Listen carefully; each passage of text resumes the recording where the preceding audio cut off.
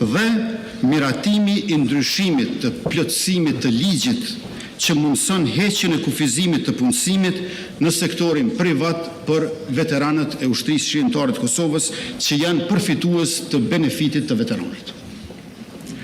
Janë edhe një sër marrëveshjes ndërkombëtare që janë pritje, përfshirë edhe planin e rritjes Bashkimit Evropian, e që do të jenë prioriteti ynë si qeveri që t'i sjellim sa më parë në kuvend dhe shpresoj që edhe ju, deputet të nderuar, do të keni vullnetin që t'i mbështesni me votën tuaj.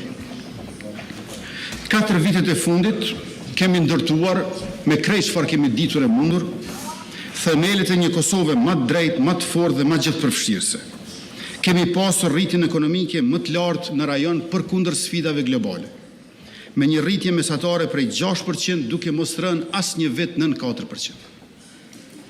Sfidën e inflacionit që ka goditur të gjithë kemi arritur ta menaxhojmë me politika mbështetëse për qytetarin dhe jemi vendi me shkallën më të ulët të inflacionit në rajon në këto 4 vite pas Shqipërisë. Kemi shtuar punësimin nga 350.000 të punësuar në 430.000 të punësuar dhe kemi rritur edhe të ardhurat e familjes duke rritur pagën minimale, pensionet, shtesat për fëmijë, por edhe pagat në sektorin publik. Kemi bërë shumë punë të mira, por kemi edhe shumë punë të tjera të cilat na presin.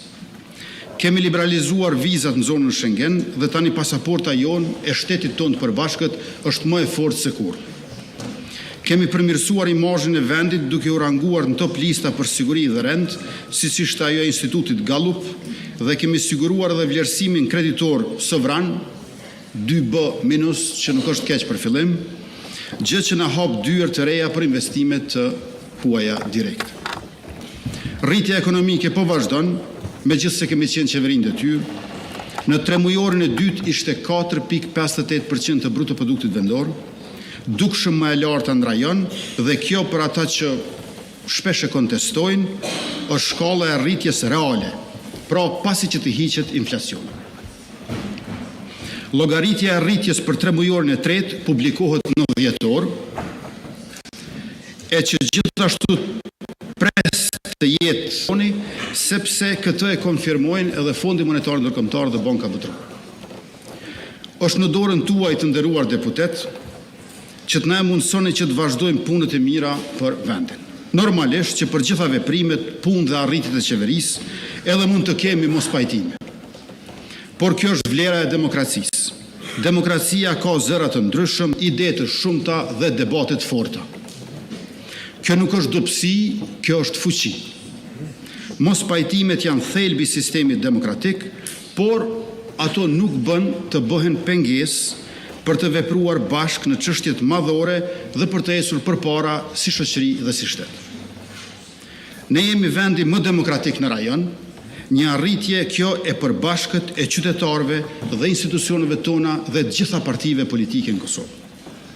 Institucionet tona janë të ndërtuara mbi vullnetin qytetar dhe ky standard duhet të ruhet, të mbrohet dhe zhvillohet. Kuvendi është tempulli i demokracisë, është vendi ku ballafaqojmë idetë, ku i debatojmë politikat dhe ku i kërkojmë zgjidhjet. Roli i kuvendit në mbikëqyrjen e qeverisë duhet të forcohet, jo për ta ndalur qeverinë, por për ta bërë më të përgjegjshme. Andaj pres që të debatojmë zellshëm për dallimet tona politike, por gjithnjë me respekt për njëri tjetrin, për institucionet dhe për vullnetin e qytetarëve. Debat që mbështetet në argumente dhe argumente që mbështeten në fakte. Unë do t'jem përherë i gatshëm, siç kam qenë edhe në këto 4 vite, për diskutime deri në shterrim. 2 debatet e fundit të këtilla ku kam marrë pjesë kanë qenë prezantimi për projekt buxhetin për vitin 2025 me 11 nëntor vitit kaluar dhe raporti im për qeverisjen 4 vjeçare me 2 dhjetor 2024 me kërkesë të opozitës. Të dyja këto debate kanë qenë shumë orshe. Bashk duhet të synojmë konsenzus në tema madhore si arsimi dhe shëndetësia, siguria dhe mbrojtja, politika e jashtme dhe ajo e energjisë. Të dashur qytetar, më lejoni së pari t'ju falenderoj juve, ata që votuan lëvizjen vetëvendosje dhe ata që i votuan subjektet e tjera për pjesëmarrje në zgjedhje, për shprehjen e vullnetit të lirë dhe për